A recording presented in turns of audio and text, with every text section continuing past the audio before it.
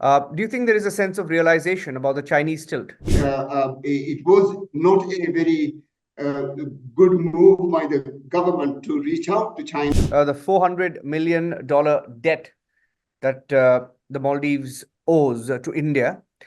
Does the change in tone have anything to do with that? The recent comment of Muizzu, where he referred to India as Maldives' closest ally. Of course, there's been a lot of debate about it. When you were at the Republic Summit, we spoke about it, his special fondness for China. But have tables turned in the last few days, Mr. Nasheed, when he calls India closest ally of the Maldives? Well, that obviously means that we would have more consideration to India than any other country. That's closest very clearly means. So I believe that the president, our president, would have these considerations when he defines his foreign policy. I believe that the future can be bright. Yes. And talking about his interview, he's also been quoted as saying that India is instrumental in providing aid and has implemented the greatest number of projects. This is his exact quote. And it's for the first time, perhaps, after he took office, that he's speaking perhaps the right language in the context of India.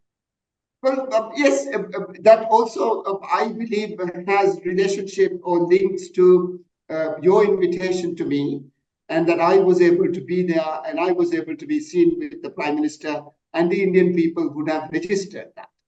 I think that created confidence with the business community as well, that things can be improved and improved rapidly.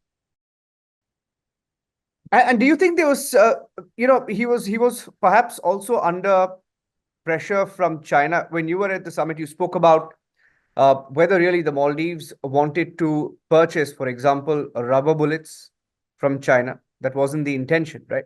And now when there is no military footprint of India in the Maldives today, do you think there is a sense of realization about the Chinese tilt? Well, there is a sense of realization, and everyone would see that very clearly as well. You see, it was not a very good move by the government to reach out to China, especially for any lethal or non-lethal military equipment. So I think this was also understood by our institutions, especially the Maldives National Defense Force. So I think we will, as politicians, take a little while to come to our senses, but we do come to our senses and we rapidly change course. So again and again, I would say that we are now on a very proper trajectory. So it's up to both sides to now patch up things and become friends as usual. Do you think it can be business as usual, or is it already business as usual? Will it take some time? Well, I think it is becoming business as usual. As I mentioned, President Muizzu came into government with a lot of baggage from the previous president, President Yami. So he is also taking some time to become himself, to get a better grip of things for himself. So that's taking him a little bit of a while. But I believe that he would rapidly do that. Yeah. Does it also have to do with the debt, the $400 million debt that the Maldives owes to India? Does the change in tone have anything to do with that?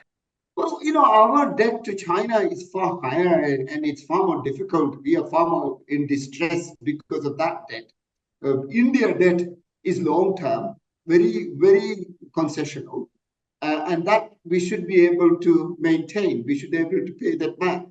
I do not necessarily see India pressing us to pay back the money or to get the money back. So whatever is said and done, India is far more friendly in their dealings with the Maldives. It doesn't matter what Maldives does. They always are far more diplomatic and gentle. Yeah. Um, I wanted to also ask you about the talks vis-a-vis the debt restructuring, which of course Muiz was referring to. Are you confident that there will be some sort of a breakthrough, an amicable understanding with India? Well, we need India. There's no doubt about that. And we also need to secure India's safety and security. We must be mindful about that. So both sides very clearly do need each other, and there's no doubt that we should be mindful about India's safety and security. We are their neighbors, and we cannot have India's enemies among ourselves. So we must be careful about it. There is no doubt. So what happens to the permission given to the Chinese research vessel, for example, Mr. Nasheed? Well, yes, the vessel came and they came to the Maldives. I believe they came to reservice and restock because they've been traveling a long way. Again, this same vessel was not allowed to come to Sri Lanka recently. Yes. And the fact that it was allowed to come to the Maldives was wrong. And I hope that in the future, the government could also be careful about these kind of vessels coming into our territories. And it has safety and security ramifications. And also, we don't necessarily want everyone to know what is in our seabeds. It's ours.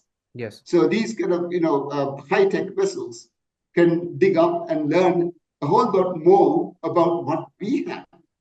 It is a lot to do with the Maldives as well.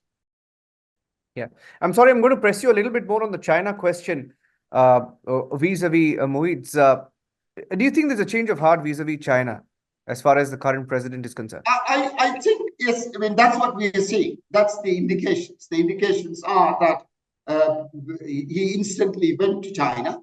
But I must stress here, President Muiz wanted to come to India as well. Yes. But he instantly went to China and had his meetings there. But I don't think those meetings were necessarily so favorable for the country. Yes. Do you see him coming to India anytime soon? I hope so. I think he would ask for a request for a visit, and I hope that this visit, this request would be allowed, and then he would be able to visit India and be among friends.